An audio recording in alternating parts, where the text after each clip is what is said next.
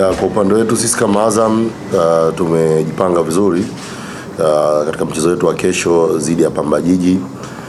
Pamba ni timu nzuri, ina wachezaji wengi pia wana uzoefu, lakini pia ina mwalimu mzuri ambaye anaijua ligi ya Tanzania. Sisi kwetu inakuwa mechi yetu ya pili haswa katika nyumbani, ukizingatia siku mbili zilizopita tumetoka kucheza mechi, tumepata matokeo. Kwa hiyo malengo yetu kushinda mechi ambayo inafuata na kila mchezo ambao utakutana nao. Najua ugumu wa mechi, na msimu uliopita tulicheza na Pamba takriban michezo miwili, mmoja tulienda sare away, mmoja tulishinda, na hata ule ambao tulishinda dakika za mwisho. Kwa hiyo tunajua aina gani ya mshindani ambaye tunaenda kukutana naye. Ni timu ambayo inaamini kwenye kucheza na ni timu ambayo imekuwa inabadilika. Kwa hiyo ukikutana na aina ya mshindani kama huyo, kwa hiyo vyovyote, kwa hiyo utakuwa na mpango ambao unahakikisha namna gani tunaweza kwenda kupata matokeo katika mchezo wetu wa kesho. La kwanza of course, Foba alipata kadi nyekundu katika mchezo wetu wa finali. Alifungiwa michezo mitatu, kwa hiyo anatumikia Azam, ndio maana hujamuona. Aishi alikuwa na majeruhi, kapona, juzi amepata kadi nyekundu.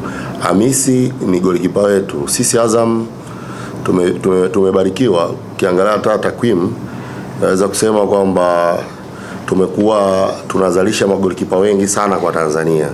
Hata baadhi ya magolikipa ambao wanafanya vizuri kutoka timu nyingine na hata magolikipa wa timu za taifa wengi wanatoka Azam.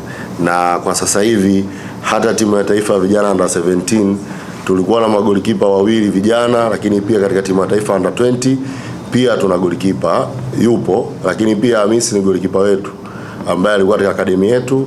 Last year tulimpeleka kwa mkopo KMC na alipata mechi nyingi za kutosha, na ndio maana ukaona hata mechi yetu dhidi ya Polisi tulimwamini, alianza na ukiangalia hata mchezo aliperform vizuri sana.